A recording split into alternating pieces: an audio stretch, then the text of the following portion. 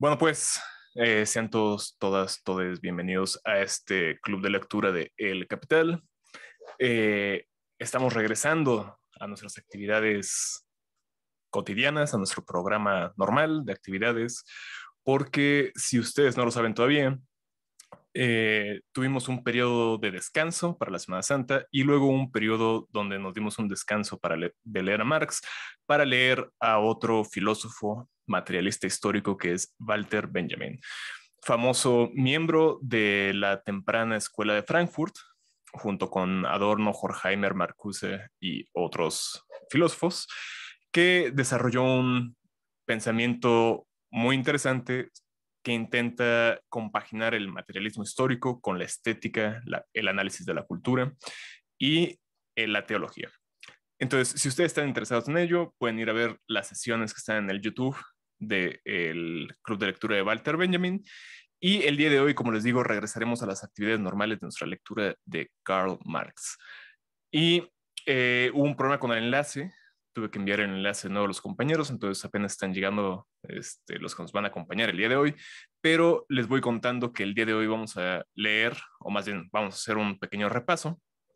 Como llevamos un tiempo sin agarrar el libro, vamos a repasar un poco de lo que hemos visto en el pasado. Vamos a repasar específicamente la sección tercera del libro primero, porque ya terminamos el tomo 1, este tomo de la edición del siglo XXI, y creo que vale la pena hacer una especie de recapitulación del argumento marxista, ¿no? El argumento de Marx, para ver qué es lo que nos está diciendo sobre el plusvalor absoluto y así entrar con más enjundia a la sección cuarta, donde veremos el plusvalor relativo.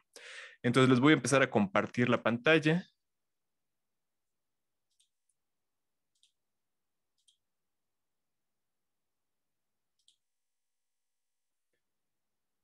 Y ya estamos aquí. Bueno, como siempre, los compañeros que estén con nosotros pueden interrumpirme en cualquier momento si tienen dudas, si quieren que vuelva a decir algo, pueden escribirlo en el chat, aunque hoy no estaré viendo tanto el chat, sí lo estaré checando periódicamente que no haya mensajes o si hay mensajes. Entonces, como les decía, hoy vamos a leer la sección tercera, que es la relativa al plusvalor absoluto. Número 1, ya habíamos hablado un poco del plusvalor absoluto en el último resumen que hice de lo que habíamos visto del capital hasta ese momento, que era hasta el capital constante, el capital variable, y lo veíamos en el contexto de dos categorías que son muy importantes para entender qué está intentando decirnos Marx en el capital. La primera de ellas es la subsunción formal, la otra es la subsunción real, que se encuentran ambas en un libro que no tengo aquí a la mano, pero que es el capítulo sexto inédito, un tramo, el último tramo del Capital que Marx, antes de mandarlo a imprenta, decide dejar fuera, pero en el cual desarrolla estos dos conceptos de subsunción formal y subsunción real. La subsunción formal para Marx, habíamos visto, ocurre sobre un proceso laboral preexistente, lo cual ya nos dice el capitalismo no es lo que siempre ha existido. Si en el pasado existieron otras cosas que no eran capitalismo, pero que aún así eran modos en los cuales las sociedades tenían que configurarse para llevar a cabo su reproducción, el mantenimiento de la vida de sus sujetos y la proliferación de sus sujetos, entonces tenían que estar ya de antemano, antes del capitalismo, las sociedades organizadas para tal fin. Entonces, cuando el capitalismo aparece, lo único que puede hacer, como aparece ya en sociedades que estaban organizadas, es subsumir, absorber, integrar esas sociedades pasadas a una nueva forma de organización, que será la organización capitalista. En el primer momento, eso se lleva a cabo de manera formal, en el sentido de que ya la organización social preexistente, orientada a ciertos fines que les daban sus características específicas, simplemente ve esos fines reemplazados para poner en su lugar el fin del capital, que es acumular, ¿no? Crecer y crecer y crecer. Aún no se ha efectuado un cambio esencial en la forma y manera real de la producción, simplemente es el reemplazo de ese fin y la subordinación de esa vida humana a los fines del capital. Por lo tanto, y aquí es donde entramos al tema, Marx asimila este proceso de subsunción formal a lo que llamaremos la extracción de plusvalor absoluto o la extensión de la jornada laboral. Antes de entrar directamente a qué es el plusvalor absoluto, vale la pena recordar de dónde viene esa cosa que llamamos plusvalor. Lo primero sería recordar qué es el capital o cómo se define el capital. Esta es la fórmula general que Marx ofrece del capital. Es una forma compuesta de 3 términos, donde el primer término reaparece al final de la fórmula y el primer término es dinero, que es seguido por mercancías y es seguido por dinero de nuevo, más un extra, por si tiene un apóstrofe.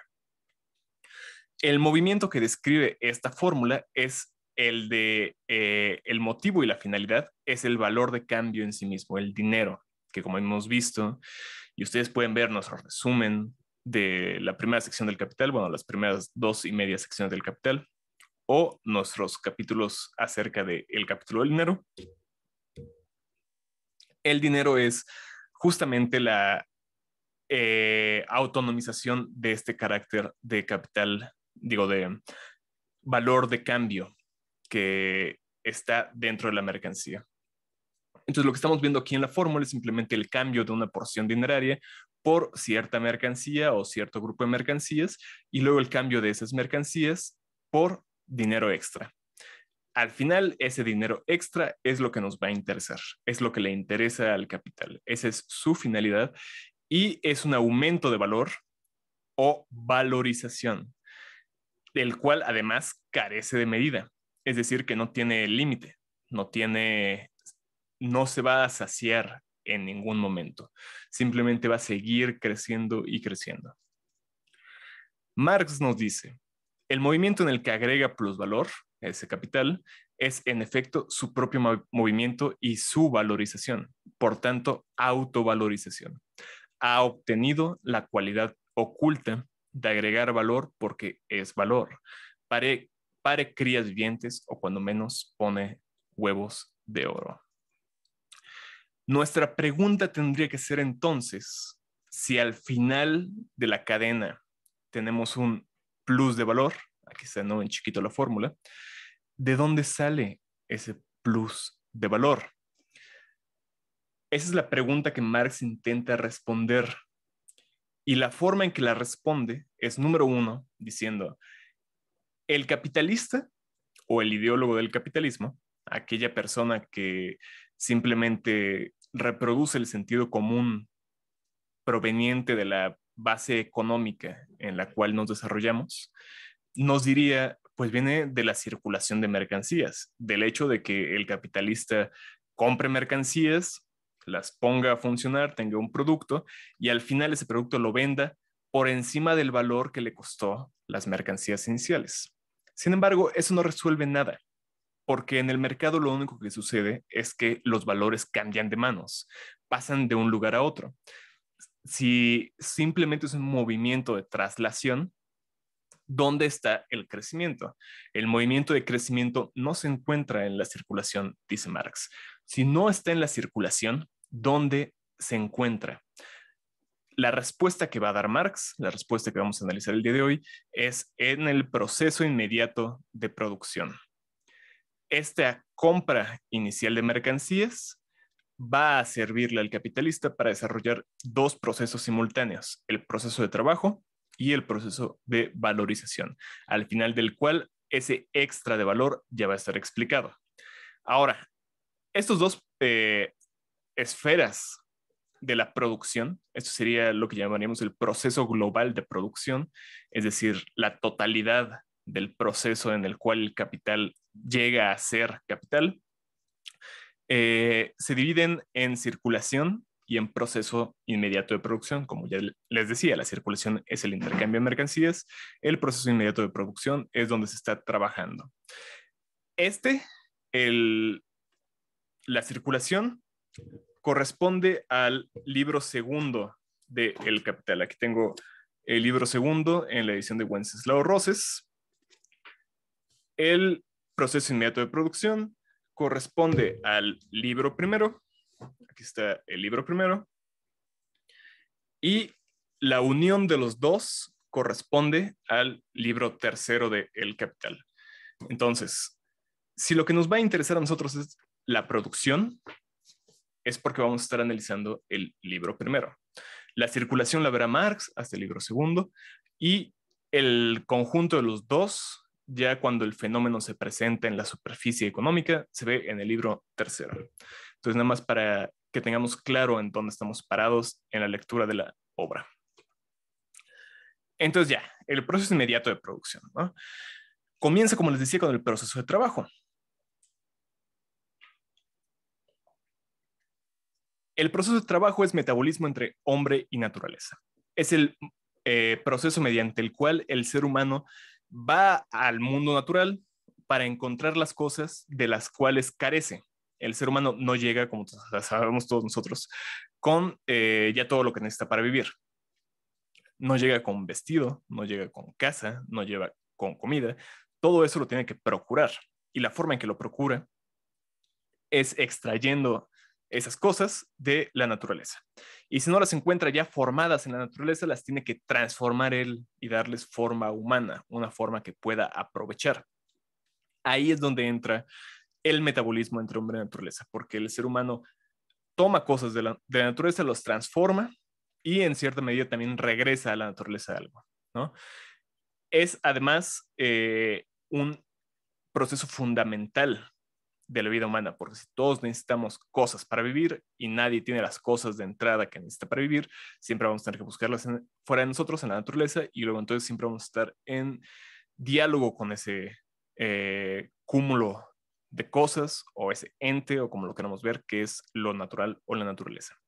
Sus elementos son el trabajo mismo, una actividad orientada a un fin, los medios de producción y el objeto de trabajo. Medios de producción o medios de trabajo, porque el trabajador siempre va a requerir de otras cosas para transformar su objeto en un producto listo para el uso. ¿Qué son los medios de producción? Pueden ser herramientas, pueden ser materias auxiliares como químicos, y el objeto de producción pues es materia prima. Es aquella cosa que nos llega en un primer instante, ya preparada para la producción, no necesariamente extraída directamente de la naturaleza, sobre la cual llevamos a cabo nuestra actividad orientada a fines, y esos fines son su transformación en algo muy específico, un producto que podamos utilizar. Y el proceso termina cuando el producto está listo. Ya cuando el producto está acabado, se habrá dicho que el proceso de producción se ha extinguido. Como les digo, este es únicamente el primero de dos procesos simultáneos. El proceso de trabajo, tal como lo hemos presentado en sus elementos simples y abstractos, es eterna condición natural de la vida humana y, por tanto, independiente de toda forma de esa vida y común, por el contrario, a todas sus formas de sociedad. Porque, como les decía, todas las sociedades necesitan mantenerse con vida. Entonces, a pesar de las formas específicas que adopte el proceso de trabajo, todas las sociedades van a necesitar trabajar. El segundo proceso simultáneo que se lleva a cabo durante la valorización es justamente el proceso de valorizar el valor. Ya cuando estamos entrando a esto, a la valorización, ya estamos presuponiendo que nos encontramos en un proceso capitalista de producción.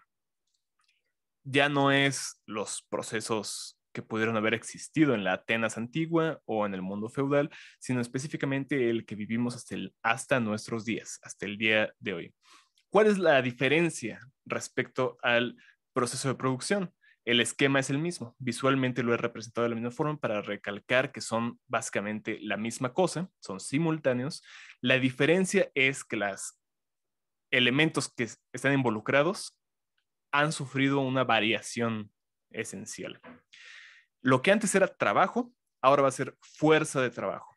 Ya no es únicamente El trabajador en abstracto es una mercancía que el capitalista ha comprado en el mercado. Eso que era un trabajador libre en el proceso de trabajo visto en abstracto es ahora algo concretamente determinado como una mercancía.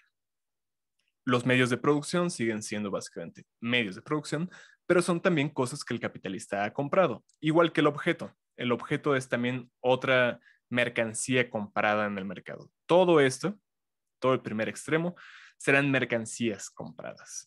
Y el producto va a ser la mercancía que se va a vender.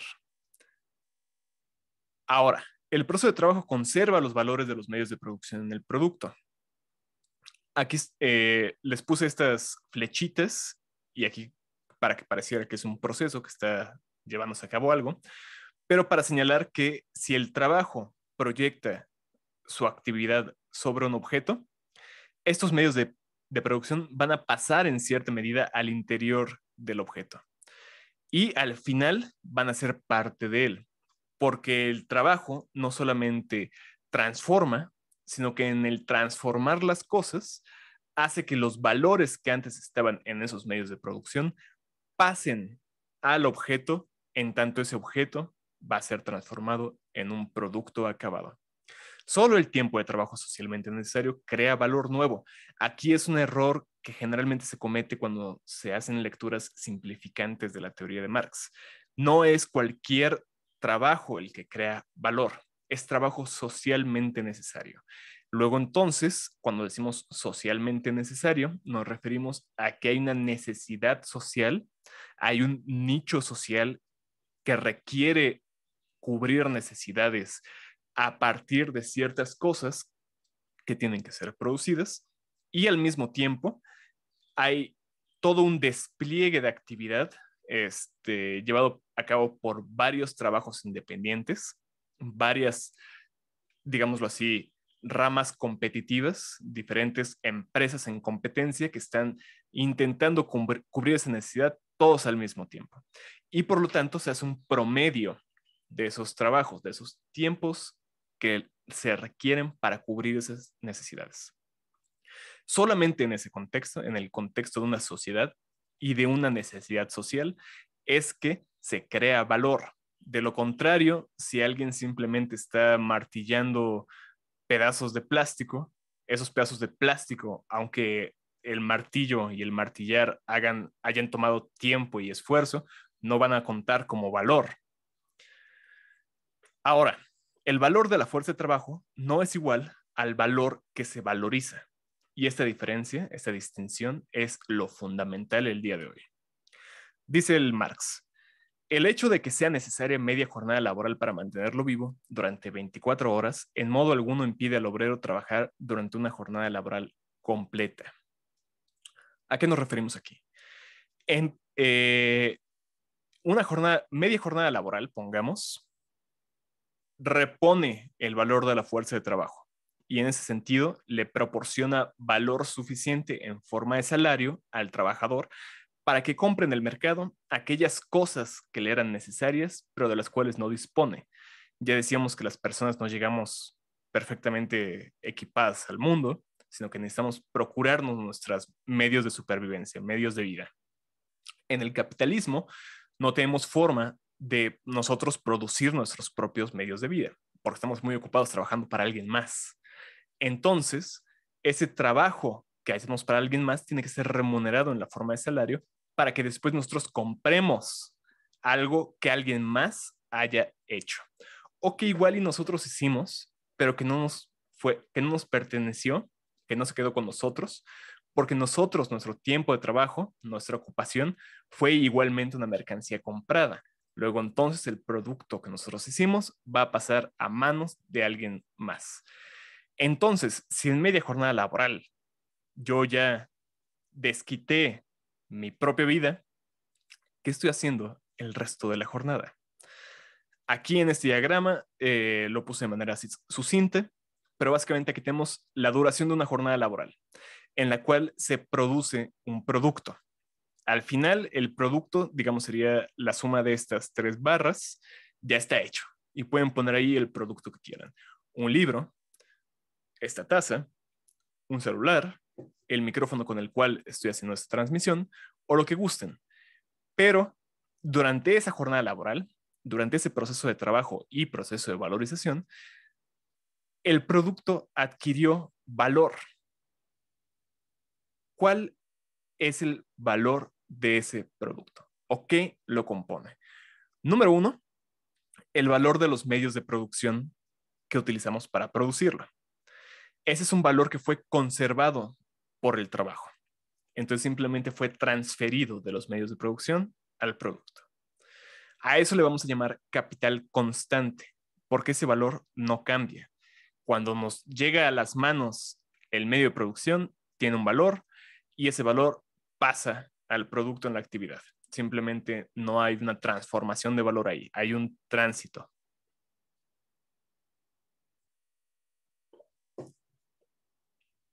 El segundo componente valor es la fuerza de trabajo misma, el valor de la fuerza de trabajo. Si era una mercancía que fue comprada en el mercado, esa compra implica que tiene un valor, se pagó dinero por esa mercancía. Luego entonces, el valor de la fuerza de trabajo va a pasar también al producto. ¿Y cómo lo hace? Valorizándose, o más bien reproduciéndose. Si tuvo un valor, la fuerza de trabajo entra como el obrero a la fábrica y se pone a trabajar. Y durante el primer rato que trabaja, esa fuerza de trabajo lo que está haciendo es reproduciendo el valor que le costó al obrero contratarla durante ese día o semana o mes o lo que sea. Entonces está volviendo a poner su propio valor, porque el valor de uso de la fuerza de trabajo, ya no el valor que estuvo representada en el precio con el cual fue comprada, en la forma de salario, sino su valor de uso, su utilidad, su función específica es crear valor. La fuerza de trabajo no hace otra cosa más que crear valor. Para eso se la compró. Y el primer porción de valor que va a crear esa fuerza de trabajo es ese propio valor que le costó al burgués contratarla. Por eso decimos que se reproduce, se vuelve a poner ella solita. Y en esa medida es capital variable, porque pasa a, digamos, desde cero a incrementarse. Es elástica y va creciendo a lo largo de la jornada laboral.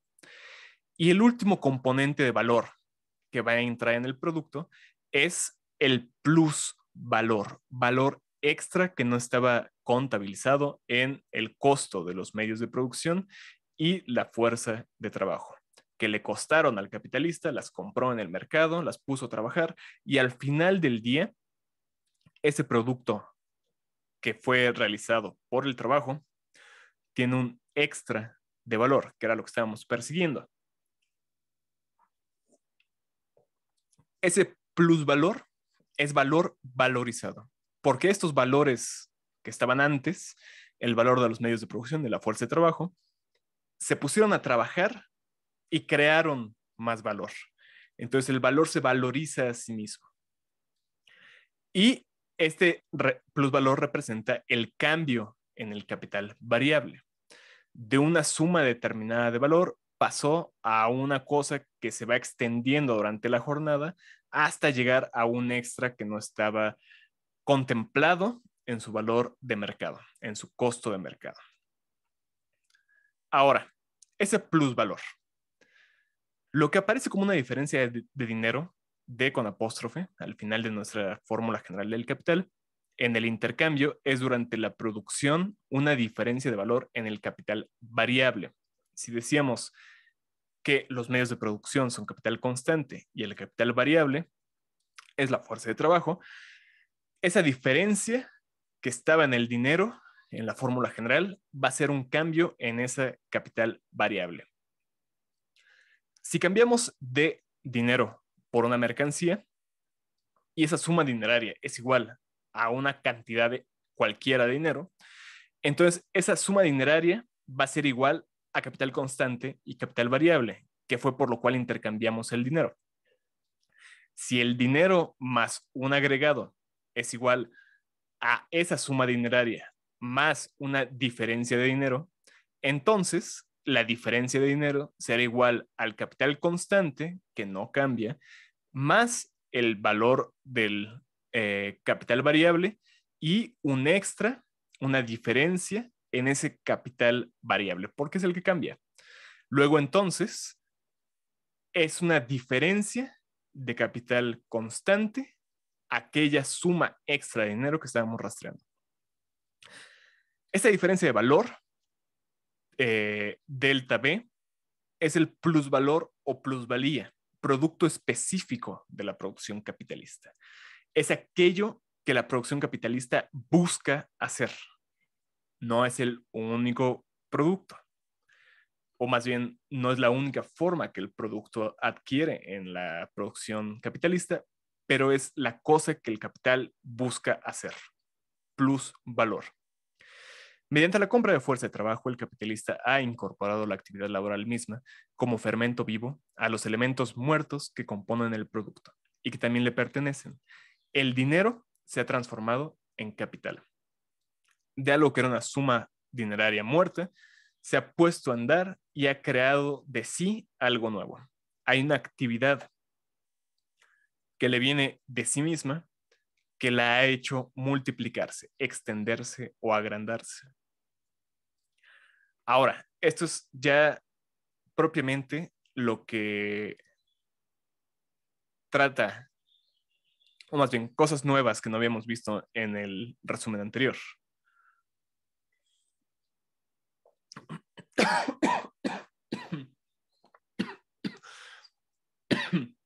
Disculpen ustedes, compañeros.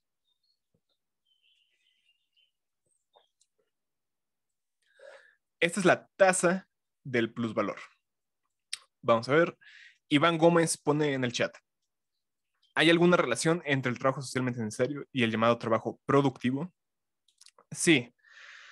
El trabajo productivo y el trabajo improductivo son dos categorías que Marx desarrolla en El Capital, y veremos más adelante, y que también vuelve a plantear en el capítulo 6º inédito.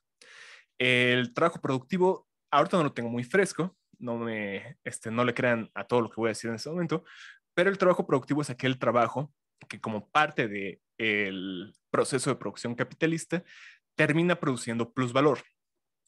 Y por lo tanto, es productivo en el sentido de que añade algo inexistente en el pasado a la suma de valor o a la suma de riqueza que cuenta esa sociedad.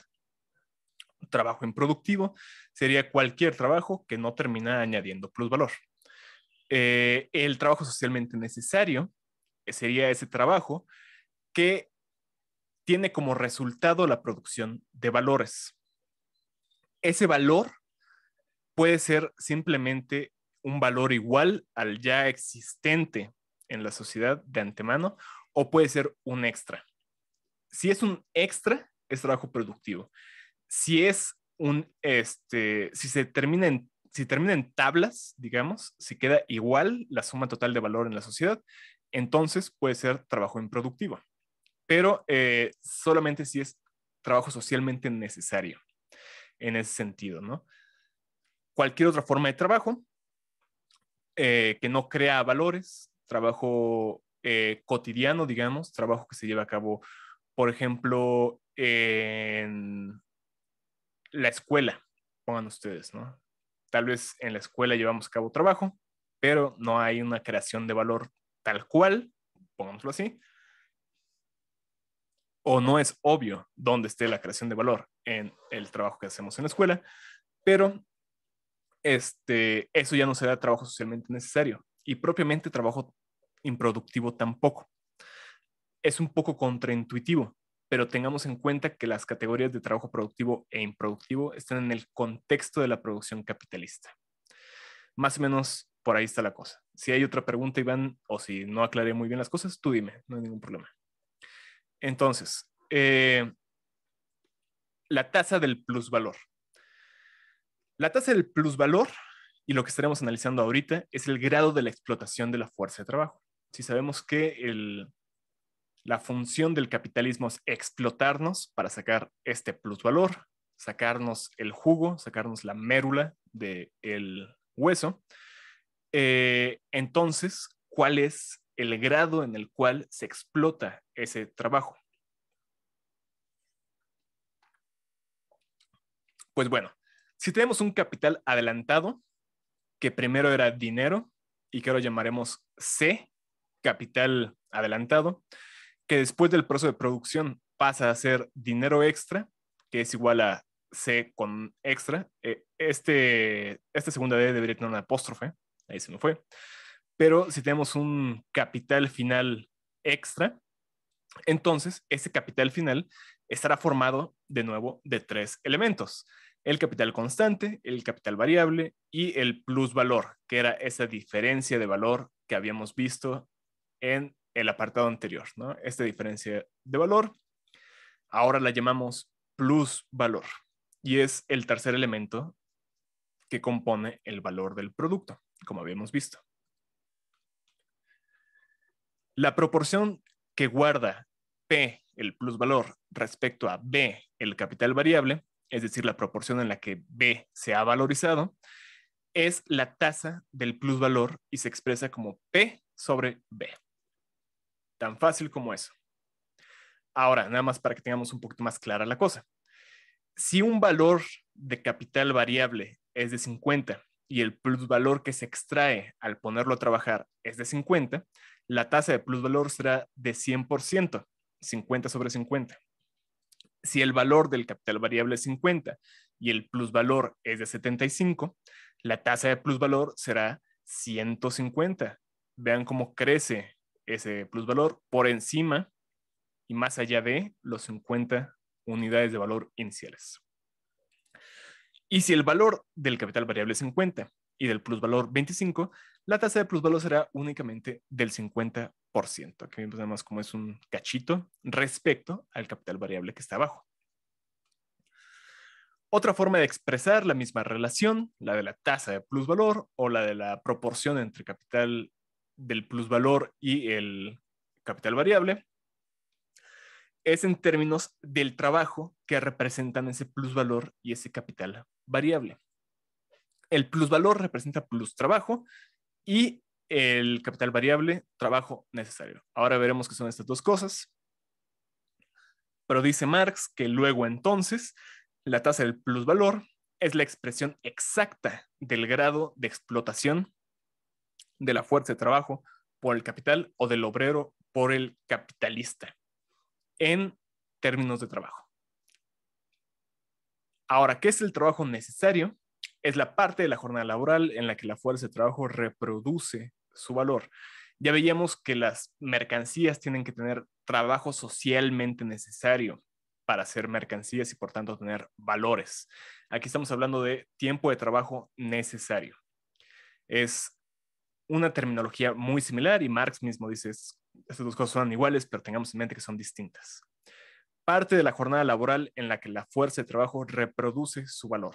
Es trabajo necesario para el trabajador porque es independiente de la forma social de su trabajo y es necesario para el capital y su mundo porque estos se basan en la existencia permanente del obrero. Ambos, trabajador y capital, necesitan un cierto tiempo de trabajo. Y el trabajo necesario es la porción de trabajo con el que la fuerza de trabajo produce un valor igual al de sus medios de subsistencia. Nada muy difícil hasta ahora. Ahora, del otro lado, tenemos el tiempo de plus trabajo, que es la parte de la jornada laboral en la que la fuerza de trabajo produce plus valor. Y el plus trabajo es la porción de trabajo con el que la fuerza de trabajo produce ese plus valor. La última categoría que queda por mencionar sería el plus producto, que es la parte del producto que representa al plus valor. Ya decíamos que un producto completito está compuesto de tres componentes de valor: el valor que viene del capital constante, el valor que viene del capital variable y el del plus valor. Si nosotros tomamos un solo ejemplar, digamos esta taza, y la queremos medir en sus tres componentes, pues podríamos decir, bueno, digamos que el 50 de la tasa viene del capital variable, un 10% del capital constante y un restante 40% del plus producto. Pero también lo podemos decir de, por ejemplo, todo el lote de tazas producidas en un día. Al final del día se producen 100 tazas. Entonces, 50 de esas tasas representan el valor del capital variable, 10 del capital constante y 40 el del capital de plusvalor en el ejemplo que acabo de poner, ¿no? Es otra forma de medir el plusproducto. La magnitud o el grado de la riqueza capitalista está dada por la relación con la parte del producto en la que se presenta el trabajo necesario. Es decir, que la riqueza del capitalismo no se mide en el producto neto o el producto absoluto de una sociedad. Es decir, la riqueza capitalista no está en que tengamos 100 tasas. La riqueza capitalista está en las 40 tasas que se crearon por encima del valor que las 60 tasas iniciales requirieron para su creación. Ese extra representa la riqueza capitalista.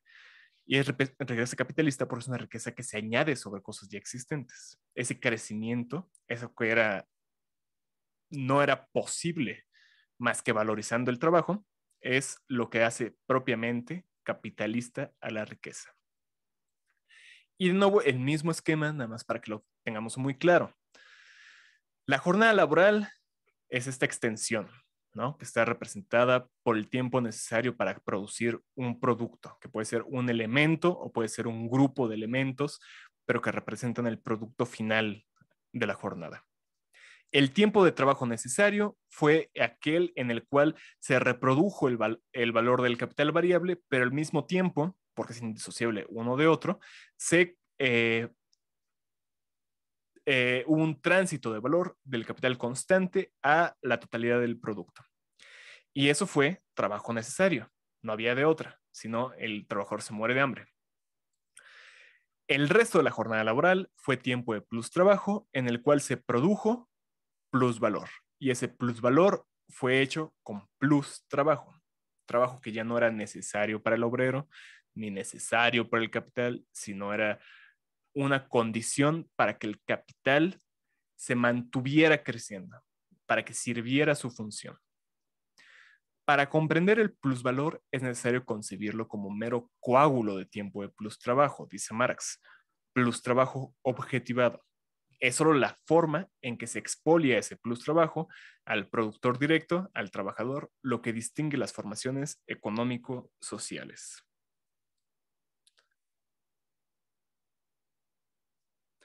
Y hagamos énfasis en ese final.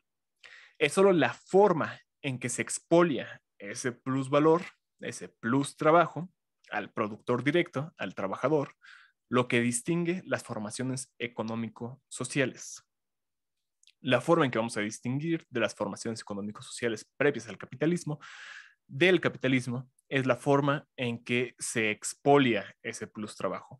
Y lo que tendría que distinguir el capitalismo de una posible forma económico-social posterior, una forma económico-social más racional, tendría que ser también cómo se gestiona y expolia el plus trabajo. ¿Qué hacemos con aquello que producimos por encima de lo que cubre nuestras necesidades? Ese extra de cosas que traemos al mundo, ¿qué le sucede? ¿Qué pasa con ellas? ¿Quién lo decide? ¿Cómo lo decide? ¿Y a dónde va? Eso es lo que tendría que distinguir al capitalismo de una forma de organización social distinta. Ahora denme un segundo.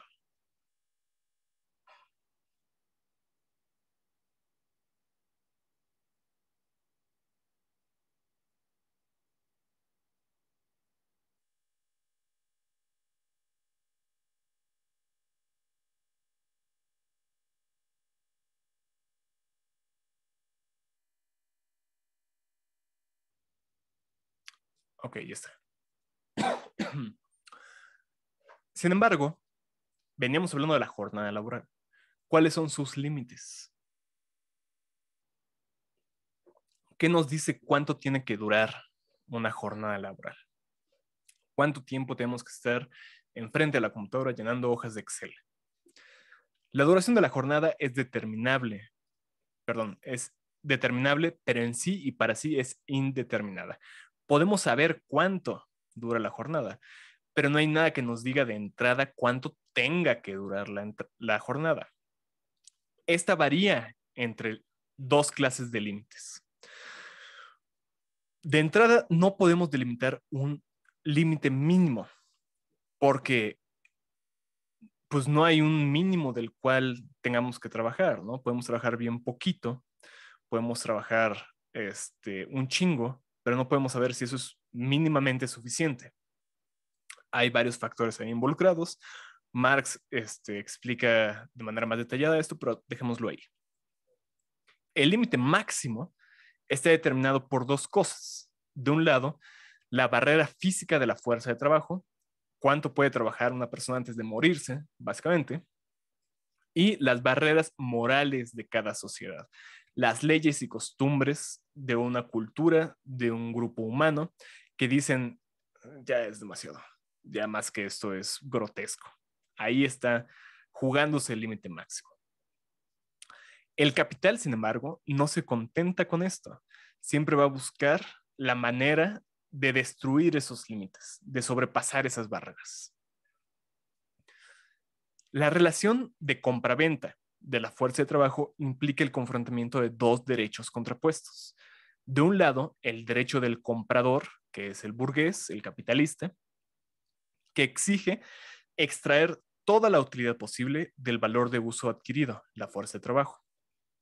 Y el derecho del vendedor de esa fuerza de trabajo, que es el obrero mismo, que exige recibir el valor entero de su mercancía, que dice, oye, si vas a utilizar para producir miles y millones de pesos, pues esos miles y millones de pesos pues también tendrían que ser míos en cierta medida, ¿no? ¿Cuál es la medida justa de la retribución de mi trabajo?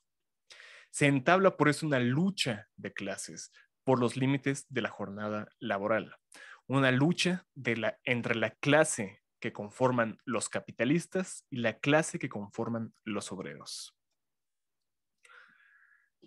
Esa lucha de clases se da a raíz, ya decíamos, de esa distinción entre dos derechos, pero se juega por una motivación muy peculiar, que es la hambruna de plus trabajo, de trabajo que genera valor extra al invertido en un primer momento. Aquí de nuevo estamos viendo, o más bien para entender cómo se juega la hambruna de plus trabajo en el mundo capitalista, vale la pena compararla con cómo funcionaba la hambruna de plus trabajo en el mundo precapitalista. En casos donde el plus trabajo está separado del trabajo necesario, la hambruna de plus trabajo toma la forma de más días de prestación servil. Y aquí analiza Marx un caso histórico muy peculiar, el de los principados danubianos, donde aquellas reinos, por así decirlo, que estaban a las riberas del Danubio, de este río del este de Europa, ahí donde en Moldovia, Valaquia, Transilvania, los lugares donde estaba el conde Drácula en la historia de Bram Stoker,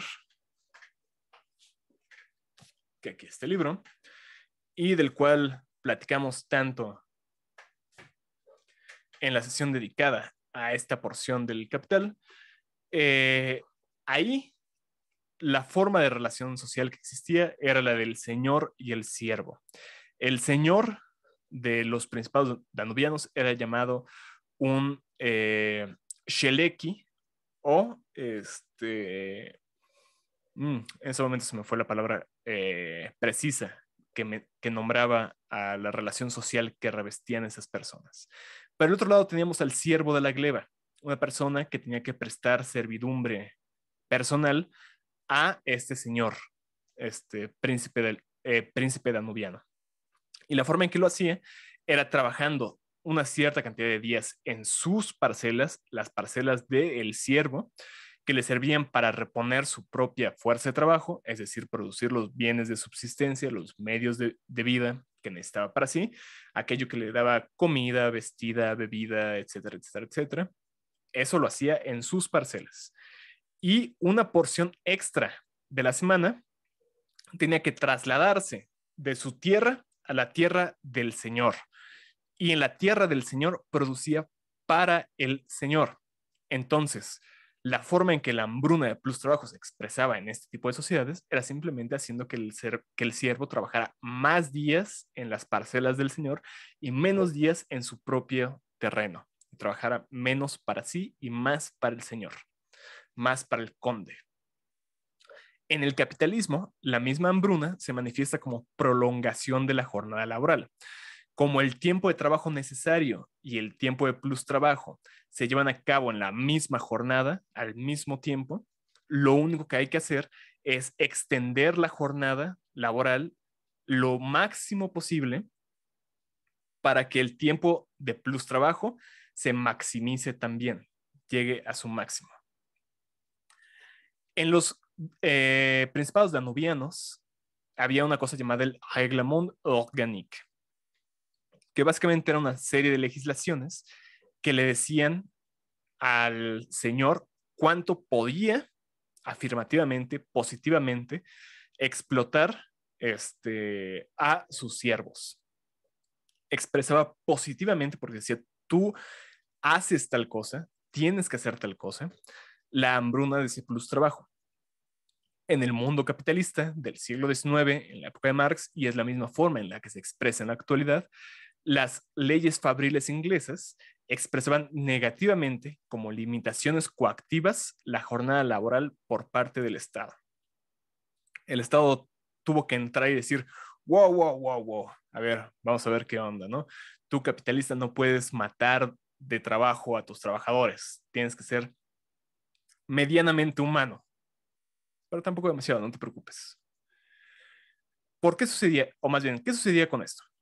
Cuando se establecieron las Factory Acts, las leyes fabriles inglesas, que decían, tú, señor capitalista, estás obligado a que tus trabajadores solo trabajen tanto tiempo, el capitalista, que seguía hambriento de ese plus trabajo, que no podía saciar sus hambres, encontró miles de maneras para, de diferentes formas, ir escamoteándole tiempo de trabajo al trabajador. Si la Factory Act decía, el trabajador entra a las 6 de la mañana, entonces el capitalista decía, tienes que estar 15 minutos antes. Si el trabajador decía, te vas, o más bien si la Factory Act decía, el trabajador se va a las 6 de la tarde, el capitalista decía, te vas 15 minutos después. Si la Factory Act decía, a las 6 de la mañana el trabajador tiene una hora de desayuno, el capitalista decía, tu desayuno termina 10 minutos antes, solo 50 minutos. Y si decía, tiene media hora de descanso, el capitalista decía, solo tienes 10 minutos. Y al final, lo que resultaba era que el capitalista iba acumulando minutos del día, minutos por encima de lo que la legislación le permitía. Y en un año, todos los minutos que le iba robando el trabajador se sumaban en 27 jornadas al año, 27 días de trabajo, de puro plus trabajo, eran extraídas de manera ilegal, de manera deshonesta, por el capitalista inglés del siglo XIX. Y luego esos 27 jornadas al año se tienen que multiplicar por los decenas, docenas, centenas o miles de trabajadores que tuviera un dueño de fábricas en esa época. Entonces ustedes podrán ver cuánto trabajo se robaban los capitalistas. Y seguramente en este momento deben estar haciendo el cálculo en sus propias cabezas de cuánto tiempo le están robando sus propios patrones, porque esto es algo que no deja de ocurrir. Y en este país, en México, es algo de lo más común, es la norma antes que la excepción. Ahora, eso era donde había legislación. ¿Qué pasaba donde no la había? ¿Qué pasaba en el mundo del trabajo fabril inglés, donde no había forma alguna de detener la hambruna de plus trabajo? Los ideólogos contemporáneos del capitalismo, nos dirían o nos intentarían vender la idea de que dejados a sus propias decisiones, los capitalistas van a crear espontáneamente cierta forma de humanismo en el cual van a decidir, bueno, es que solo podemos hacer trabajar a la gente tanto tiempo, o si los hago trabajar demasiado, no van a querer vender su fuerza de trabajo conmigo y entonces no voy a tener trabajadores, luego entonces tengo que ser humano con los trabajadores, o estoy obligado a ser humano con los trabajadores para que vengan a trabajar en mi fábrica, luego entonces el mercado encuentra una cierta estabilidad en la cual se crea una cierta legislación tácita, ya no explícita, ya no escrita, de el uso de la fuerza de trabajo. Sin embargo, la experiencia histórica, los hechos, la realidad empírica del pasado nos dicen todo lo contrario. Lo que vemos aquí en pantalla es una fotografía de niños trabajadores de industrias, en este caso norteamericanas, pero de la misma época del siglo XIX, en condiciones, como ustedes podrán ver, paupérrimas, horribles. Si ustedes ven en la fotografía, la luz se ve como empañada por la cantidad de polvo que había en el ambiente y que estos niños están respirando. Además, están todos encorvados sobre la actividad que están realizando. No les puedo decir con exactitud qué actividad estén haciendo, pero pueden ver cómo las condiciones son increíblemente insalubres, cómo algunos niños han de tener como 6 u 8 años, entre 6 u 8 años, como todos están constantemente encajados en esa actividad y cómo ni siquiera hay espacio para que se muevan ampliamente, ¿no? Les voy a leer un fragmento de lo que Marx cita, que son investigaciones por parte de la corona inglesa a las condiciones de trabajo de la clase obrera en el siglo XIX, para que vean más o menos de qué estamos hablando. Y esto no es algo que Marx inventara, de nuevo son investigaciones oficiales del gobierno inglés que dan cuenta de cuáles eran las condiciones de trabajo en esas fábricas. Y ustedes pueden ver aquí en pantalla un ejemplo de esas condiciones. En la parte de la población urbana ocupada en la fabricación de encajes, imperaba un grado de privación y sufrimiento desconocido en el resto del mundo civilizado. A las 2, a las 3, a las 4 de la mañana, se arranca de las sucias camas a niños de 9 a 10 años y se los obliga a trabajar por su mera subsistencia hasta las 10, las 11 o las 12 de la noche. Mientras sus miembros se consumen, su complexión se encanija, se les embotan los rasgos faciales y su condición humana se hunde por completo en un torpor pétreo extremadamente horrible de contemplar. El sistema, tal como lo describe el reverendo Montagu Valpi, es un sistema de esclavitud no mitigada, social, física y espiritualmente. ¿Qué se podrá pensar de una ciudad como Nottingham, de la cual dice esta investigación, que realiza una asamblea pública para solicitar que el periodo de trabajo para hombres se reduzca de 18 horas diarias, se reduzca a 18 horas diarias? Pero oramos contra los plantadores virginianos y carolinos, que son estados del sur de la Unión Americana, donde el sistema de plantaciones empleaba cientos o miles o millones de esclavos traídos del África en condiciones paupérrimas y básicamente hasta su muerte. Pero su mercado de negros, con todos los horrores del látigo y el tráfico de carne humana, es más detestable que el lento sacrificio de seres humanos efectuado para que se fabriquen encajes y cuellos en beneficio del capitalista. Eso es lo que dicen las investigaciones oficiales de la corona inglesa respecto a las condiciones de vida de estas personas. Y si quieren ver más a detalle una explicación extensa sobre estas condiciones de la clase obrera, pueden ir de nuevo a nuestra sesión al respecto para ver exactamente cómo vivía y moría el trabajador inglés en esa época. Ahora, trabajo diurno y nocturno.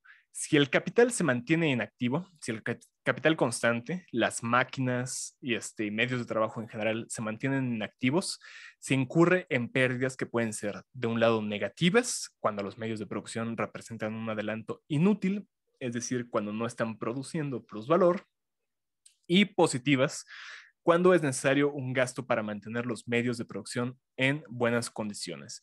Si una máquina se queda durante mucho tiempo sin usar, se puede dañar.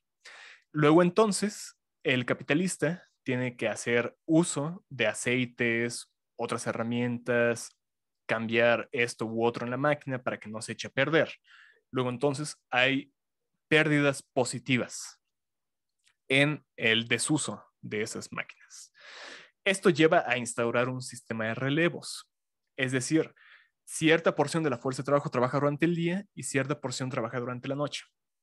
Este sistema es de lo más horrible porque implica que las personas que entran a trabajar en una fábrica pueden terminar su jornada laboral a cierta hora e incluso ahí cuando termina su jornada laboral ser reenganchados para continuar trabajando durante toda la noche y que no haya descanso. De nuevo, ustedes pueden ver una explicación extensa y detallada de cómo funcionaba este sistema de relevos en nuestra sesión al respecto de la jornada laboral.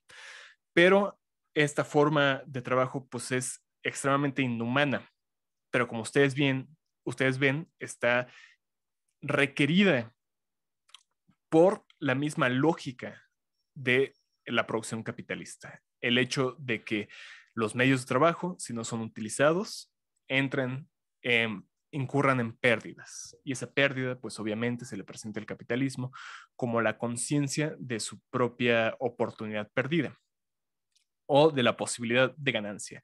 Y ante la posibilidad de ganancia, ¿qué puede hacer el capitalista más que ver los modos de aprovecharla?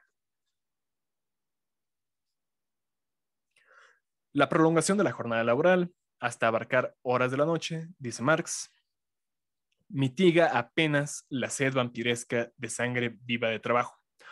Apropiarse de trabajo durante las 24 horas del día es, por consiguiente, la tendencia inmanente de la producción capitalista. Lo que la producción capitalista está buscando o lo que la producción capitalista tenderá a buscar es que las 24 horas del día sean de producción, producción, producción. Que haya producción sin cesar, sin parar. Y si eso lo tiene que hacer la misma persona, porque tal vez el capitalista no quiere contratar a otras personas, que así sea. Eso es lo que le permite la desregulación o la no regulación al capitalista.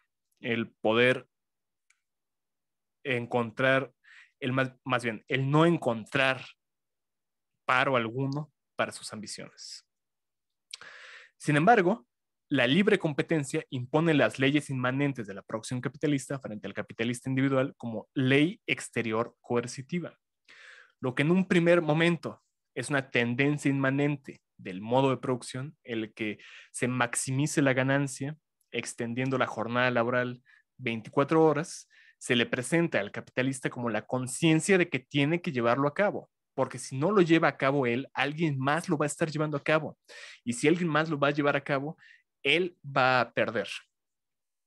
Entonces, en un contexto de competencia, donde la mera sugerencia, ni siquiera el hecho, la mera sugerencia de que alguien más puede estar aventajándote, te obliga a ti a tomar todas las ventajas posibles, a ser tramposo, a ser ilegal, a robarle, a escamotearle al obrero, a ponerlo a trabajar 24 horas al día, a llevar a cabo todas las extralimitaciones, todas las clases de aberraciones que se puedan pensar, siempre y cuando eso le reporte al capitalista el exprimir una gota más de sangre del trabajador. Eso es lo que sucede cuando no hay regulación. E incluso cuando hay regulación, eso es lo que le obliga al capitalista a pasarse esa regulación por los huevos. Ahora, si pasamos de un momento donde no había regulación a un momento donde sí la hubo, tuvo que suceder algo, ¿no? ¿Cómo se llegó a la regulación? Bueno, hubo una lucha durante varios siglos para que se estableciera una regulación de la jornada laboral normal en Inglaterra.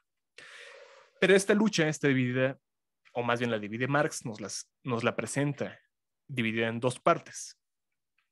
La primera parte es el momento que va del siglo XIV al siglo XVII. Durante este periodo, la legislación laboral inglesa buscaba prolongar coactivamente la jornada de trabajo. En una época donde el capitalismo estaba apenas naciendo, los capitalistas encontraban todavía mucho espacio de posibilidad para extraer ganancia, para extraer plusvalor. Entonces, el Estado se va a encargar, en beneficio de los capitalistas, de obligar a los trabajadores a hacer uso de su tiempo libre en beneficio de ese capital, de ese propietario burgués capitalista. ¿Por qué? Bueno, en un comienzo, por ejemplo, la vida del trabajador capitalista, pues, por ejemplo, capitalista agrario, era bastante cómoda, ¿no? Trabajaban 4 días, ya tenían para vivir, y los últimos 3 días de la semana, pues estaban en sus casas, echando la hueva, con sus familias, cultivándose, leyendo, cantando, riendo, siendo humanos. Eso, 3 días desperdiciados, se le presenta al capitalista como una aberración, como algo antinatural y antimoral. Entonces, en virtud de que esas personas que van a estar solos, siendo ociosos, cultivándose, viviendo, siendo humanos, qué horror. Mejor que estén en la fábrica trabajando todo el maldito día. Eso les va a enseñar de verdad el valor de $1, ¿no? El valor de $1. Entonces, recurren al gobierno para decirles, oye, ¿qué tal que haces una ley para que no puedan descansar 3 días de la semana? Que descansen uno si acaso. Y mejor si no encuentran descanso. Eso, como les digo, del siglo XIV al siglo XVII. Varias legislaciones. Aún así, a partir del siglo XIX, el movimiento obrero, la clase obrera organizada, se encuentra en condiciones de empujar en la otra dirección, mientras el Estado y la clase capitalista hicieron todo lo posible para no ceder los privilegios que durante siglos habían logrado conquistar. Los obreros llegó a un punto en el cual dijeron, tú me estás explotando 18 horas al día, sin descanso, duermo mal, vivo mal, me enferma físicamente, arruina mi salud esta forma de trabajo y veo que a mis hermanos, compañeros, vecinos, madres, padres e hijos está pasando lo mismo. Todos nosotros hablamos, tuvimos una junta y creemos que no es buena idea. Entonces, el movimiento obrero se enfrenta con huelgas, con manifestaciones, con toda clase de acciones en contra de las legislaciones que los obligaban a ser deshumanizados en el trabajo. Y buscan, como es su derecho, una porción de valor que les permita vivir con cierta dignidad. Se desprenden de esto, de esta lucha para establecer una legislación, esta lucha de clases entre capitalistas y obreros, que al final lograron al final del siglo, o sea, en el momento en que Marx está escribiendo, mitades del siglo XIX, segunda mitad del siglo XIX, lograron una cierta holgura, una cierta serie de victorias que no eran mucho, era relativamente poco. En muchas industrias, como acabamos de ver, seguía existiendo el trabajo infantil, pero aún así, en ciertos sectores, ciertos trabajadores ya habían logrado, para cuando Marx publica este libro, una serie de victorias. Y se desprende de ello dos conclusiones. Una, que el capitalismo produce primero abusos y extralimitaciones de todo tipo. Y después produce el mismo capitalismo el control social que regula la jornada laboral. El capitalismo tiende en una dirección hacia la extralimitación de la jornada laboral y encuentra todos los modos de extenderla hasta su límite, pero el mismo capitalismo va encontrando una cierta estabilidad, una cierta normalidad en la extensión y forma de la jornada laboral por los límites físicos y morales de la sociedad y tiene que expresar esas limitaciones, esa normalidad que encuentra en formas legales, con tal de mantenerse existiendo, con tal de perpetuar su propia existencia. Entonces el capitalismo, a pesar de que siempre intenta exceder las barreras que se le van planteando, incluso aquellas barreras que existen como producto de su propia actividad, también encuentra la manera de establecer una cierta normalidad. Y esa normalidad que se va creando a partir de los mecanismos propios del desarrollo de la producción adquiere en forma de superestructura una legislación en los estados, en las sociedades, que establece como código civil, código penal, código laboral, que esos desarrollos de la producción encuentren su mejor expresión en la limitación de la jornada laboral a cierto grado normal. Sin embargo, esto no es de gratis. Esto no es por la voluntad del capitalista. Esto no es porque los legisladores fueran muy buen pedo. Esto es porque hay una lucha de clases. Y si hay una lucha de clases, si el proletariado hace frente al capitalismo, lo hace como clase organizada. Esa es la segunda conclusión. A pesar de que el capitalismo vaya creando la necesidad de esa normalización de la jornada laboral, el establecimiento de cierto grado de restricciones que lo salven de su propio desarrollo, esas restricciones no se van a implementar si no hay alguien que pugne por ellas. No es una cuestión espontánea, es una cuestión política, no es una cuestión mecánica, es una cuestión de lucha, es una cuestión de que las masas trabajadoras logren reunir el suficiente poder para ejercerse en el espacio público de tal manera que al Estado no le quede de otra más que acatar sus deseos y sus exigencias, y que la clase capitalista, que siempre va a ir en contra de esos deseos y exigencias, se joda. Ahora, la masa mínima del valor. Nuestro compañero Aarón, que está aquí, qué bueno que esté por acá, nos hizo una pregunta hace un tiempo acerca de, bueno, si el capitalista es todo aquel que paga para que otros trabajen, cualquiera que pague por el trabajo ajeno ya es capitalista. Y poníamos el ejemplo, por ejemplo, de las tienditas, ¿no? Tienditas de la esquina. Tu tía o tu vecina o tu amigo que tiene una tiendita de conveniencia, eh, y que emplea, por ejemplo, a su primo, a su hija, el taquero que pone a su hijo a vender los tacos, esas personas ya son capitalistas. Aquí vamos a ver, ya con detalle, por qué sí, por qué no, sea el caso, ¿no? En una sociedad y rama industrial dadas, existe un mínimo de dinero o de valor necesario para convertirse en capital. No toda cantidad de dinero pasa a convertirse en capital únicamente por emplear al trabajo de otros. Hay un mínimo que está dado tanto por el desarrollo de una sociedad como por la circunstancia de una rama industrial específica en la cual se esté llevando a cabo ese trabajo.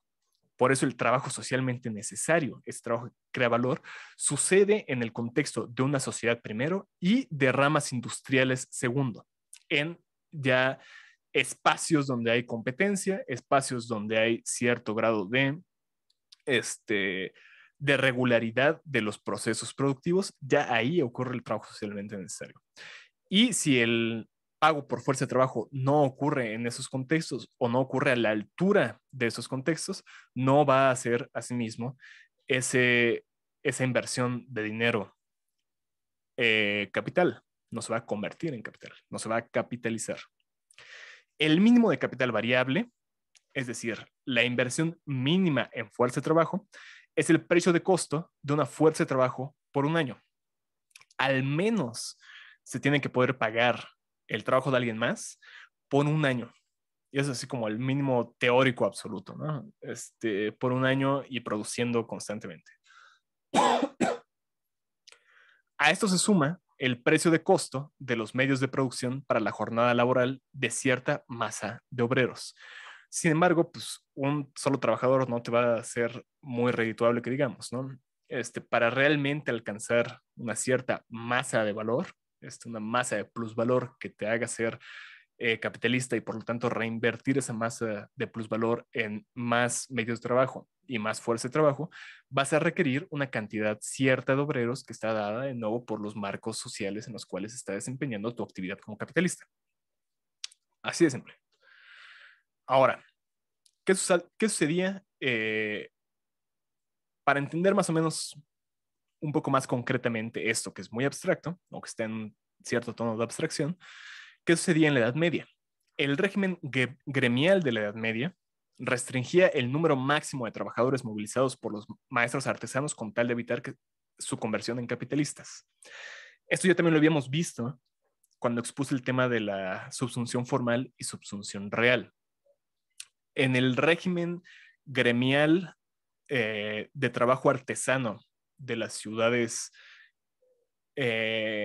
medievales, e incluso en el caso de la Nueva España, tengo por aquí el libro que había citado en esta ocasión, pueden ustedes ver de nuevo esa grabación,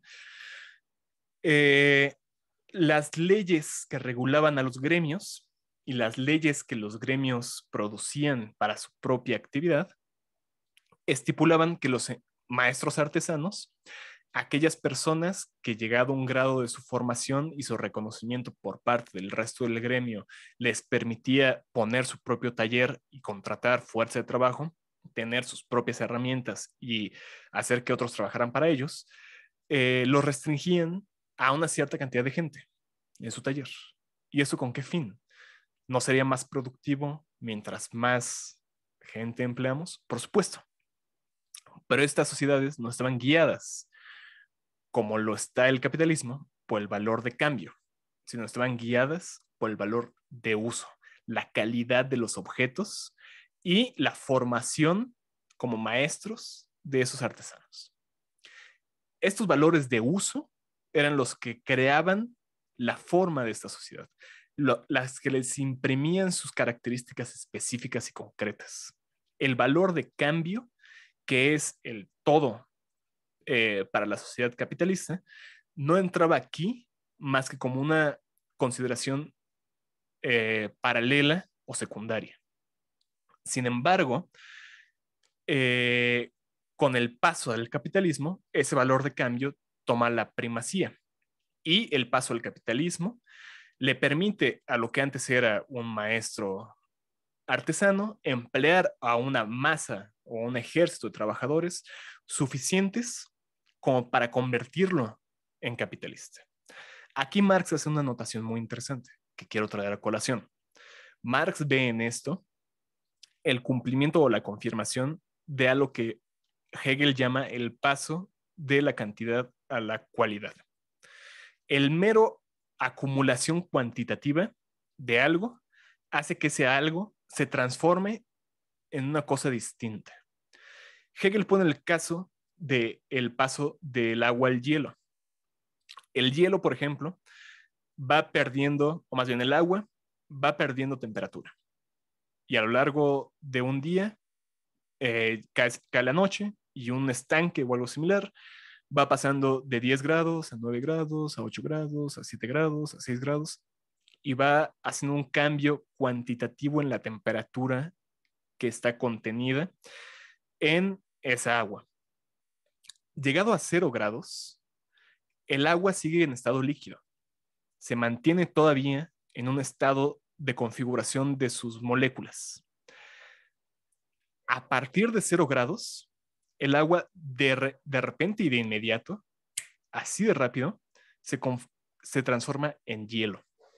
No es que el agua vaya adquiriendo lentamente una cierta viscosidad, se vaya haciendo más densa y termine solidificándose, sino que el agua de repente ve una reconfiguración de las moléculas de H2O que la conforma y pasa de un estado líquido a un estado sólido. Eso es lo que llamaría Hegel el paso de la cantidad a la cualidad. Marx pone otros ejemplos químicos en una de las notas, porque el quimismo es para Hegel una cuestión importante para explicar este tipo de fenómenos. Y ve igualmente Marx históricamente como en fenómenos como el de el paso del maestro artesano al capitalista se ejemplifica o se expresa lo que él llama una ley descubierta por Hegel, ¿no? Ahí vemos como el simple acumular gente que trabaja para ti, de repente, casi de la nada, de súbito, tal vez de un día para otro sin que tú te des cuenta, te ha convertido en un capitalista. Ahora, El capital, dice Marx, es trabajo muerto que solo se reanima a la manera de un vampiro al chupar trabajo vivo y que vive tanto más cuanto más trabajo vivo chupa. Esa es básicamente la reflexión con la cual termina este apartado. Es una reflexión que está en uno de los capítulos que vimos, pero que regresa al final del apartado con otras formas, ¿no? Lo único que queda por exponer el día de hoy es cómo se calcula la masa de la plusvalía, masa del plusvalor. Ya estamos aquí en la tasa y masa del plusvalor. Ya vimos la tasa del plusvalor, cómo se calcula. ¿Cómo diablos se calcula la masa del plusvalor? Es una cuestión otra vez de fórmulas matemáticas. Y para eso hice otra presentación. Les voy a poner esta otra. Díganme si se ve. ¿Se ve chido? Sí, todo bien. Perfecto, perfecto. Pues bueno, ya en este momento del libro, al final de la sección sobre la producción del plusvalor absoluto, tenemos un montón de categorías. Y muchas de esas categorías, si no es que todas, bueno, las que estoy rescatando aquí, son cuantificables. Tienen asociadas a ellas ciertas cantidades numéricas. Entonces aquí tenemos una serie de categorías, que son las mismas categorías que da Marx en el capítulo de la masa del capital, digo, la masa del plusvalor, y pues ahí podemos ver masa de plusvalor, plusvalor diario de un obrero, capital variable adelantado por día para comprar cada fuerza de trabajo, suma total de capital variable, valor de fuerza de trabajo, plus trabajo, trabajo necesario, número de fuerza de trabajo. Y además, Marx nos da algunas fórmulas para calcular otras categorías. Es decir, de la combinación de estas categorías sale otras categorías nuevas y las fórmulas de su cálculo. Para la masa del plusvalor nos da dos fórmulas, que es plusvalor sobre el capital variable, que es la fórmula de la tasa de plusvalor, por la totalidad del capital variable adelantado.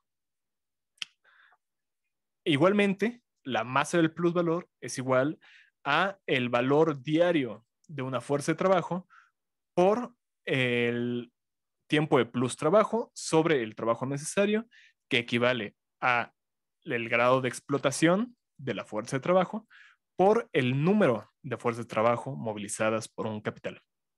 Eso es la masa de plusvalor. Y aquí tenemos otras fórmulas, ¿no?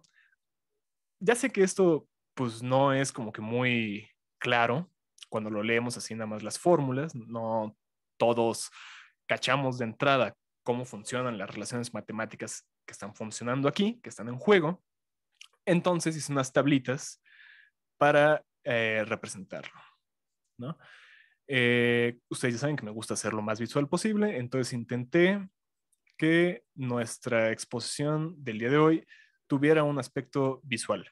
Y estos son casos que pone Marx para diferentes capitales, cada uno de ellos representa un capital particular o variaciones en un mismo capital en diferentes momentos, donde vemos ya representado cómo entran en juego cada una de estas categorías, ¿no? Entonces vamos rápido para explicarlo y que ya terminemos con esto y ya si hay dudas, preguntas o comentarios, pasemos a eso y ya. El caso número 1 es el caso de un capital donde se invierten en un primer momento 100 unidades, pongámosle aquí pesos, 100 pesos en valor de capital variable total. Y donde el costo por fuerza de trabajo de capital variable es una unidad, un peso. Le están pagando al día un peso a una persona. Y donde el plusvalor obtenido al final del día es otro peso, un pesito extra. Entonces, esta fórmula de aquí, que es P sobre B, que es la tasa del plusvalor, por el valor total de capital variable adelantado, nos da que tenemos una masa de plusvalor al final del día de 100 pesos. Se invirtieron 100 pesos en capital variable y salieron 100 pesos por encima de esos 100 pesos. La suma de los dos, de la inversión de capital adelantado y de la masa de plusvalor que resulta al final del día, constituyen la masa total del valor de un capital puesto en juego.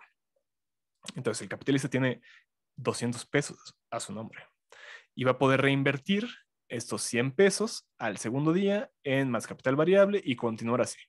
Y pues no gana mucho, queda tablas, digamos, todo lo que saca lo reinvierte para continuar con su maquinita, pero aquí está nuestra tabla. Y otra forma de expresar la misma relación es en términos de trabajo. Aquí lo estamos expresando en términos de valor, de masa de valor. Aquí lo vamos a expresar en términos de trabajo. En términos de trabajo, tenemos que el F, que es el valor de la fuerza de trabajo, por día, de una fuerza de trabajo por día, es 1. Igual que el valor del capital variable necesario para comprar una fuerza de trabajo diaria. Entonces, el valor de la fuerza de trabajo es 1 peso. El trabajo necesario que esa fuerza de trabajo tiene que llevar a cabo para restituir su valor, que es 1 peso, son 6 horas. Y el trabajo de plus trabajo o el tiempo de plus trabajo que va a realizar son 6 horas para hacer una jornada de 12 en total. Aquí la jornada laboral se define como la suma de plus trabajo y de trabajo necesario. Entonces, la jornada laboral es de 12 horas, 6 horas le dan al trabajador suficiente tiempo de trabajo como para reproducir su fuerza de trabajo y el resto de las 6 horas hace plus trabajo, es decir, puro plus valor. Y el número de trabajadores, el número de fuerzas de trabajo que están siendo movilizadas por la inversión del capitalista son 100, con 100 con 100 pesos de inversión de fuerza de trabajo, que ya decíamos, cada trabajador vale 1 peso por día, tenemos 100 trabajadores diarios, y haciendo la fórmula, que es el costo de la fuerza de trabajo por el grado de explotación, por el número de trabajadores, nos da de nuevo una masa del plusvalor de 100 pesitos. Entonces, aquí tenemos las dos formas de calcular la masa de plusvalor y cómo la suma de la masa de plusvalor y la masa total de capital variable adelantado nos da la masa total del valor de un capital. Entonces, esto es el primer ejemplo de Marx. El segundo caso es un caso en el cual se reduzca el plusvalor producido por una fuerza de trabajo particular a la mitad. De 1 pasa a 0.5. Podemos ver cómo pasó de verde a rojo. Entonces estamos produciendo menos plusvalor. Y se está produciendo menos porque la jornada laboral se redujo de 12 horas a solamente 9 horas. Y en esas 9 horas, 6 siguen siendo el tiempo de trabajo necesario y nuestro tiempo de plus trabajo se redujo únicamente a 3. Entonces, si es una reducción de la mitad del tiempo de plus trabajo, vamos a tener una reducción de la mitad del plus valor producido. Eso nos da, aplicando las mismas fórmulas, que nuestra masa de plus valor se reduzca a la mitad. Eso quiere decir que el capitalista va a tener menos para reinvertir al segundo día. Y eso puede significar que se descapitalice, porque si se dan cuenta, va a poder comprar el segundo día solamente la mitad de fuerzas de trabajo. Eso quiere decir que va a producir todavía menos en el segundo día. Y eso va a hacer que se vaya desvalorizando, se vaya descapitalizando y al final de cuentas se vaya a quiebra. Esto es el primer caso, el caso donde el capitalista no es un buen capitalista. El segundo caso es donde el capitalista es un mal capitalista. El caso 3 es algo similar. Es como el segundo día del caso 2. En vez de 100 de inversión inicial en fuerza de trabajo, en capital variable, perdón, va a haber 50, una reducción de la mitad. Y esa reducción de 50 en la masa total de capital variable invertido nos va a movilizar a la mitad de las fuerzas de trabajo que podíamos movilizar con una inversión de 100. Por lo tanto, nuestro capital, nuestra masa de plusvalor va a ser de 50, menos que cuando invertíamos con 100. ¿De acuerdo? Y eso dando el caso de que nuestra jornada laboral fuera de 12 horas todavía. 3 horas más de plus trabajo que en el caso número 2. Si fuera igual que en el caso número 2, de 3,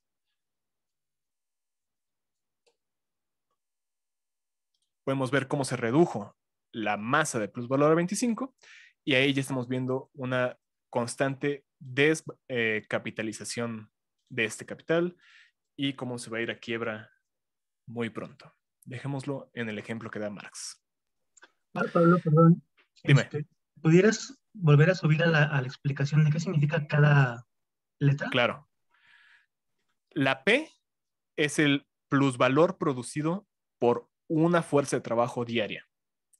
Es decir, si una fuerza de trabajo que trabaja una jornada de 12 horas, donde 6 horas son capital, son tiempo de plus trabajo, tiempo en el cual está produciendo plusvalor, en ese tiempo donde produce plusvalor va a producir un peso de plusvalor.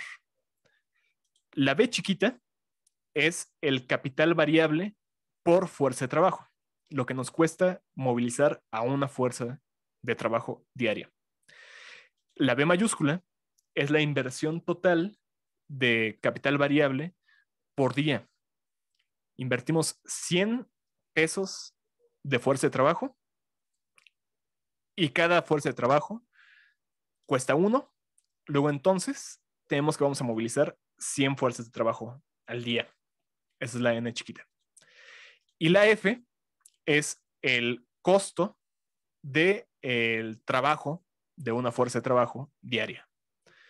Entonces tenemos que la P es el plusvalor producido por un trabajador, la B chiquita es el valor de la fuerza de trabajo diaria unitaria, la B grandota es el valor total invertido diariamente en capital variable, la F chiquita es el valor de la fuerza de trabajo diaria, la T con apóstrofe es el tiempo de plus trabajo, la T sin apóstrofe es el tiempo de trabajo necesario, la N es la cantidad de trabajadores movilizados y la P mayúscula es la masa del plus valor producido diario. ¿Todo bien, Aaron? Sí, muchas gracias. Perfecto. Vamos al caso número 3. En el caso número 3 ya lo vimos. Vamos al caso número 4. En el caso número 4, seguimos con una reducción del plusvalor producido diariamente por nuestro capital. Por nuestro fuerza de trabajo. También se redujo el tiempo de plus trabajo que lleva a cabo cada trabajador. Por eso tenemos una reducción en el plusvalor al final del día. Sin embargo, el capitalista ha logrado invertir más en fuerza de trabajo, o más bien en capital variable, que le permite movilizar más fuerzas de trabajo. Entonces tenemos una inversión del doble, por eso en amarillo, subió. Una inversión del doble de valor de capital variable con un plusvalor reducido, le va a servir reducido la mitad, le va a servir al capitalista para llegar otra vez a la misma masa de plusvalor al final del día. No hay cambio. Pero para eso tuvo que incrementar su inversión en capital variable. El caso número 5 es el caso donde el capitalista está feliz como una lombriz, porque lo que hace es invertir más capital variable, pasamos de 100 a 500, y eso nos permite movilizar más fuerzas de trabajo. La jornada laboral sigue siendo de 12 horas, donde la mitad de la jornada es tiempo de plus trabajo, No varía el costo del capital varial unitario, es decir, el valor de la fuerza de trabajo, y por lo tanto nuestro plusvalor sigue siendo de 1 diario por fuerza de trabajo, lo cual significa con este incremento en la inversión de capital variable, es decir, en el número de fuerzas de trabajo movilizadas, que tengamos un incremento en la masa de plusvalor producida al final del día. Entonces aquí estamos ganando un chingo de varo. Al final del día vamos a poder reinvertir estos 500 y va a estar bien chido todo, ¿no? El caso 6 es el caso donde incrementamos el grado de explotación, es decir, la tasa de plusvalor, al extender de 6 horas a 12 el tiempo de plus trabajo. Nuestro trabajador está ahora trabajando 18 horas, pero eso como buenos capitalistas nos vale garete. Lo que logramos es que si tenemos 12 horas, el doble de tiempo de plus trabajo, tendremos el doble de plusvalor producido por fuerza de trabajo diaria, que al final del día nos va a reportar más ganancia. Con la misma inversión de fuerza de trabajo, digo, de capital variable que al comienzo, estamos con los mismos 100 pesitos, ya no tuvimos que invertir más en capital variable. Hemos duplicado nuestro output, nuestra salida de plusvalor, de masa de plusvalor, aumentando el grado de explotación de nuestra fuerza de trabajo. Esto es el plusvalor absoluto, la extensión de la jornada laboral. Hasta ahora, la única incremento en la masa de plusvalor que habíamos visto era gracias a una mayor inversión en capital variable. Pero si se ven, la masa de plusvalor que producimos con esa inversión acrecentada es suficiente únicamente para regresar a reinvertir lo mismo que en el pasado. Entonces, el capital variable adquiere la forma, el plusvalor absoluto adquiere la forma de la extensión de la jornada laboral, ahí donde se extiende el tiempo de plus trabajo. Aquí tenemos el doble de masa de plusvalor porque hemos duplicado el tiempo de plus trabajo, que nos reporta el doble de plusvalor por obrero. Y el último caso es donde ya somos el capitalista ideal, donde somos el sueño húmedo de los libertarios y hacemos trabajar a nuestro trabajador 24 horas. Tenemos el triple de tiempo de trabajo de plusvalor, por ende tenemos el triple de plusvalor por trabajador y tenemos al final del día el triple de masa de plusvalor producida.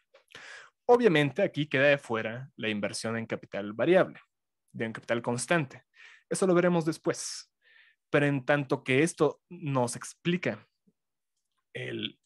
la masa de plusvalor, cómo funciona el plusvalor absoluto, esta es la fórmula con la que Marx cierra este apartado, esta sección número 3 de El Capital. De nuevo, aquí están todas las categorías, todas las fórmulas, y aquí estoy utilizando en esta tablita las fórmulas de Marx, que son estas de aquí. Esto se los voy a dejar en el Classroom, obviamente, para que ustedes las puedan tener si gustan, revisar y checar y ver todas estas cosas. Pero esto ya concluye nuestra exposición del día de hoy. Entonces, ¿alguna duda que quede, camaradas, compañeros, amigos, amigas, amigues? ¿Algo que quieran comentar? Si no, Aarón. Sí, yo en la semana estuve viendo una discusión por ahí en redes de gente que distingue entre del capital, además distingue capital simbólico, cultural, no recuerdo qué otros, pero he escuchado que también otra gente distingue capital erótico, por ejemplo, y bueno, yo no sé si eso sea, ¿qué opinaría Marx de esas nuevas categorías para usar el concepto de capital? Yo entiendo que con respecto a lo que del resumen que acabas de exponer muy bien, pues me es difícil de eso, de esa forma del capital, sacarlo o extrapolarlo a otras áreas. Entonces quería preguntarte, ¿qué opinas tú de esas distinciones que se hacen a veces? ¿Y de dónde también vienen? Porque no me queda claro cómo se postulan o por qué. Perfectísimo. Es una excelente pregunta, Aaron. Eh, lo que diría Marx, tal vez, vamos a ponernos aquí a sobarle a la bola de cristal. Si Marx estuviera aquí el día de hoy y escuchara todas estas cosas, tal vez diría que es un abuso terminológico, que lo que están viendo estas personas es una forma de sacar ventaja de otras personas a través de ciertos medios de los cuales disponen, y eso ya los asimila al capital, ¿no? Es algo muy similar a la mistificación que veíamos en la exposición de el subsunción real y subsunción formal, donde la mistificación de la producción lo que produce es que el productor diga, o la persona que vive bajo el capitalismo diga, yo sé que todas las formas de sociedad necesitan medios de producción. También sé que cuando los medios de producción se me presentan como capital. Luego entonces, todas las sociedades tienen capital, porque todas las sociedades necesitan medios de producción. Luego entonces, el capitalismo ha existido siempre. Esa es la mistificación. Y la mistificación que se podría decir que está sucediendo con este tipo de categorías, capital social, capital erótico y otras tantas, sería algo así como, yo sé que la gente le saca provecho a otras personas con los medios que tiene a su disposición. Yo sé que los medios con los cuales la gente le saca provecho a las personas en la actualidad son capital. Luego entonces, toda la gente cuando le saca provecho a otras personas está haciendo uso de capital. Luego entonces, todas las sociedades y todos los medios de sacarle provecho a las personas son capitalismo o son capital. Esa sería la mistificación que está de juego en este tipo de definiciones, o que podríamos decir que está de juego. Sin embargo, esa confusión terminológica o esa equivocación terminológica, recordemos que la palabra equivocación quiere decir de manera etimológica, digamos, en manera de uso técnico para la filosofía, quiere decir equiparar dos cosas que no son iguales. Equivocación, vocación es palabra, dicho o uso del lenguaje, vocablo, y equi sería hacer lo mismo. Entonces, estamos haciendo iguales dos cosas distintas. Entonces, aquí tal vez estamos haciendo una equivocación, pero eso no nos dice nada sobre el valor de los análisis que se llevan a cabo bajo categorías equivocadas, ¿no? Bajo una equivocación terminológica. Puede ser que los análisis que las personas que teorizan sobre capital social, capital variable, capital cultural, capital erótico, capital cultural, sean muy acertadas, sean muy precisas, sean muy de mucho valor y podamos utilizarlas y podemos encontrarle provecho para nuestras propias intenciones explicativas o incluso para nuestra propia cotidianeidad, para nuestra propia forma de dirección social o política. Pero tal vez tendremos que encontrar otros términos. Es lo que podría decir un materialista histórico que se ciña a la definición de capital muy precisa que da Marx. Iván, la última tomada de pelo que escuché sobre el capitalismo fue del presentador del programa Marco Antonio Regil sobre un tal capitalismo espiritual. Sí, que toma de pelo. Para empezar, Marco Antonio Regil, pues, qué asquito, ¿no? Pero capital espiritual, sí, hasta deja un mal sabor en la boca, ¿no? O sea, lo decimos, capital espiritual y bleh, sabe horrible. Porque si hay algo que sea contrario a lo espiritual, pues es el capital, ¿no? O sea, hay ahí dos cosas muy distantes. Lo espiritual tendría que ser si lo vemos en un sentido hegeliano, como la unión de todos nosotros, ¿no? Como la forma en la cual nosotros nos movemos en dirección de fines que nos superan y por lo tanto son excelsos y sublimes y maravillosos y propiamente humanos y nos hacen más libres, mientras que el capital es todo lo contrario. El capital es la reducción de nuestros fines a fines trascendentes, ajenos a nosotros, que nos encadenan, nos mantienen en sujeción, nos explotan y nos destruyen. Entonces, hacer capital espiritual es un oxímoron, es una contradicción tan desagradable, tan horrible, que hasta es sabrosa, ¿no? O sea, dice tanto del nivel de la mistificación a la cual llega el capitalismo, del nivel de la, el fetichismo de la mercancía, que no podemos, o sea, yo no puedo sino deleitarme con el horror que representa, ¿no? Es como que, ¡oh, qué horrible! Me encanta. Pero definitivamente habría ahí una mistificación, eso es lo que yo creo. Pero, como dice Iván en el chat, el fetiche de la mercancía, el hecho de que la mercancía sea el medio de socialización entre sujetos obligatorio en el capitalismo, nos obliga a ver todas nuestras relaciones sociales en términos de cosas y ya no en términos de historia. Ya hasta el espíritu se vuelve capital, ¿no? Pero, eso sería como una forma de adentrarnos a este tipo de cuestiones, ¿no? Lo que están haciendo estas personas es mistificar a las relaciones de producción capitalistas, a la vez que mistifican el tipo de fenómenos que están intentando analizar, cuando hacen una equivocación terminológica, tratando de equiparar lo que es un proceso en la base productiva con aspectos que suceden ya más bien en el espacio social histórico o más bien social, político o de otros tipos, ¿no? Incluso personal. La espiritualidad pues tiende a ser personalista en la época actual y por lo tanto están hablando acerca de cómo incluso en nuestra relación con nuestras propias creencias y nuestras propias expresiones religiosas nos volvemos capital, lo cual está súper extraño, ¿no? Entonces, esa sería una forma como de pensar este uso de los términos capital respecto a estas cosas, ¿no? ¿Algo más? ¿Alguien más que quiera poner algo sobre la mesa, que quiera preguntar? Digan ustedes si la exposición quedó clara, si, si sienten que podríamos ahondar en otras cuestiones. Si no, el plan de aquí en adelante, perdón, es que estoy cerrando ventanas.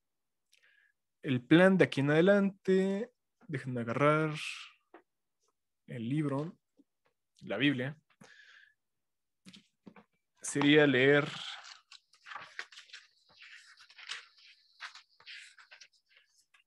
esta edición del siglo XXI, por cierto, está súper extraña. El índice del capital viene en el tomo 3, entonces si solo tienes el tomo 1 o el tomo 2, no sabes, no tienes índice. Pero ya terminamos la sección tercera. Así como ven, ya nos quedan solamente dos o tres secciones. 4 secciones. Llevamos casi a la mitad del libro, si no es que un poquito más. Pero la sección cuarta, el próximo capítulo es el concepto de plusvalía relativa, que es un capítulo muy cortito. Tal vez yo haga una exposición súper breve, ya no como esta mega exposición larguísima que hice ahorita, al comienzo de la próxima sesión, antes de que leamos algo que sí es, en mi opinión, de suma interés, que es el capítulo 11, la cooperación. Si uno piensa en el capitalismo, tiende a pensar en atomización personalísima, subjetivista de los sujetos sociales, ¿no? En cómo nos volvemos átomos sociales. Entonces, ¿qué diablos es la cooperación? Parece contradictorio con nuestro concepto cotidiano de capital. ¿De qué manera el capitalismo introduce la cooperación y qué forma tiene la cooperación en el capitalismo? Ese tema está súper chingón. A mí me encanta. Es uno de los temas que más me gustan. Además de que la sección cuarta, que es la de la plusvalía relativa, pues entra a temas que estoy seguro que a todos nos van a encantar, como el uso de la tecnología, el uso de la gran industria, de la ciencia, manufactura y demás, ¿no?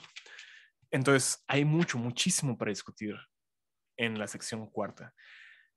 Por desgracia, la sección cuarta es algo extensa. El capítulo de cooperación está algo largo. Son 12 páginas. Eso yo creo que lo podemos leer la próxima semana, sin ningún problema. Les digo, hago una exposición corta del capítulo 10. Nos pasamos al 11. Y luego, división del trabajo en manufactura.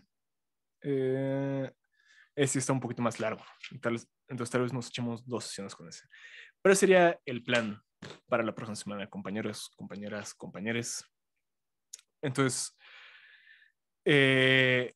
buenísima la pregunta de Aarón y lo que nos compartió Iván sobre los usos del término capital, pero tengamos en cuenta que lo que aquí estamos analizando es una cuestión muy precisa sobre cómo funciona la base productiva de las sociedades.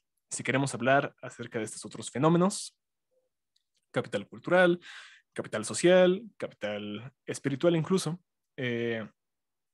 tenemos que pensarlos en sus términos y ceñirnos más bien como al tipo de propuestas que hacen los teóricos que hablan en estos términos.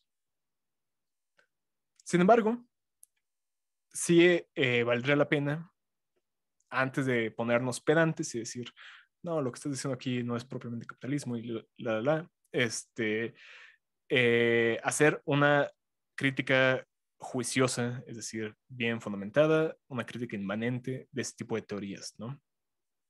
Porque, como les digo, puede que sus análisis estén en lo correcto, puede que no. Puede que la mistificación produzca errores tan graves en la conceptualización de los fenómenos que observamos que el hablar o el ceñirnos a teorías del capital cultural produzca más errores que explicaciones racionales de lo que vemos, ¿no? Entonces también vale la pena mucho leer a estas personas con ánimo crítico. Entonces, compañeras, compañeros, compañeros, muchas gracias por estar aquí el día de hoy. Los que nos están viendo en el YouTube, pues muchas gracias por acompañarnos. Voy a subir la exposición y el Excel al Classroom para que los puedan consultar si ustedes gusten. Y tengan un excelente fin de semana. Pásenlo chido. Abrazos, saludos. Hasta Gracias. luego. Gracias a todos. Hasta luego. Gracias, Pablo. Bye bye.